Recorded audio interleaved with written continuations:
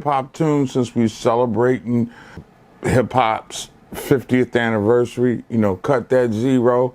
Well, Jackson State was handing out zeros to start the MEAC Swag Challenge.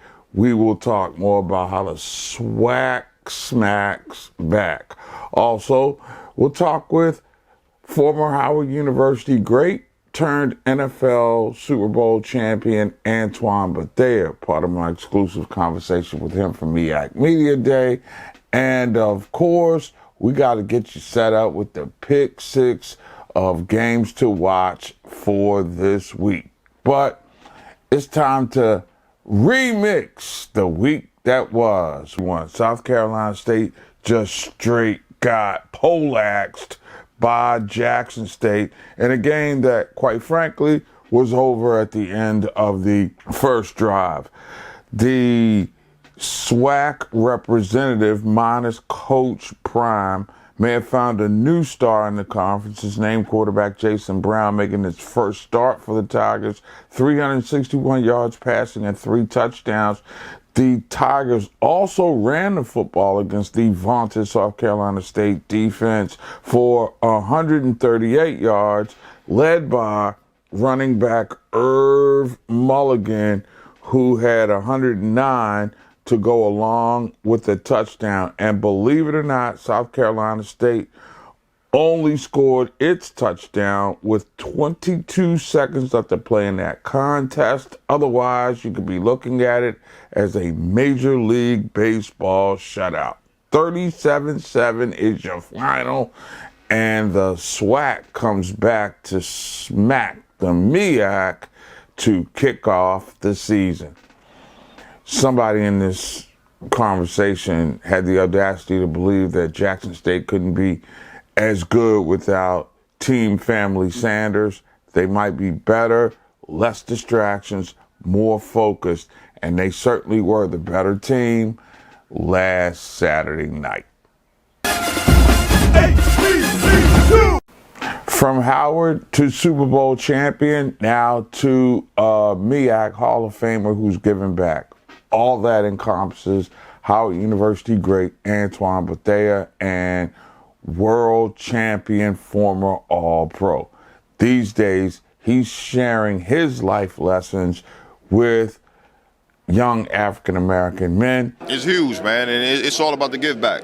You know, pouring into the guys, letting them know, you know, they all have dreams and aspirations to make it to the next level, or even they don't make it to the next level, just know, you know, coming from these great institutions in the MEAC, man, that anything is possible. So for me to be able to come back, pour into the guys and let them see that, you know, I'm proof in the pudding, you know what I mean? So, like you said, coming back home, I always be part of the MEAC, ambassador of MEAC Nation, man, and it's always family, it's always love. How important was that for you to, I guess, share your message and your vision?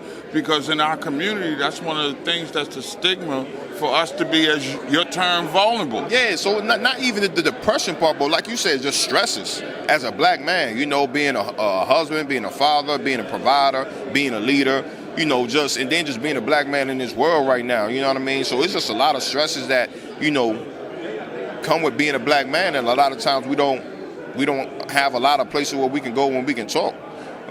So again, you know, like you said this morning, you know, I speak about being vulnerable, being able to go to somebody and just talk about those stresses, or just talk about issues that you might not have a place to go and vent to. So again, people need to know that, you know, it's okay to not to be okay. You know what I'm saying? So, and it doesn't mean that you're out of line or out of whack, but you know, you need some talking to. So again, we gotta be able to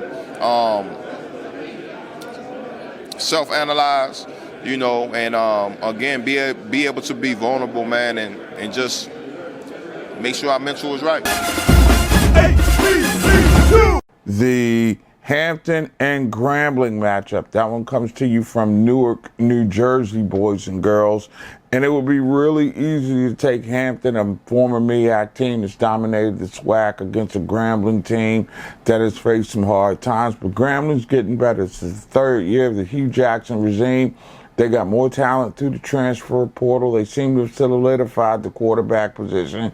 But I simply don't think it's gonna be enough. I'm gonna make Grambling a 3.5 point favorite, but something just tells me the Hampton's gonna be a little bit too much. So I'm gonna take the Pirates against that 3.5 and beating Grambling. Alabama State and Southern. I do like Southern, and I laid them as a 3.5 point favorite. Maybe not quite to get that high, but I don't think this is a touchdown game. But I do think that this edition of Eric Dooley's team finally believes that they are best in the West, and what better way to set the tone than against a tough matchup against a long-time rival. I think Eddie Robinson Jr. is going to have his team prepared.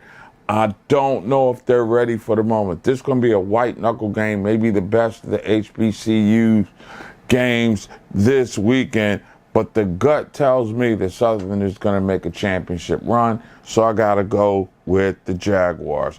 And, of course, Tennessee State has to make the trip to Notre Dame, and show me the money bowl.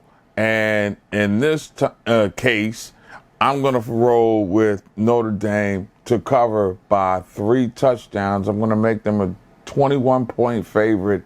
Look for them to cover at home.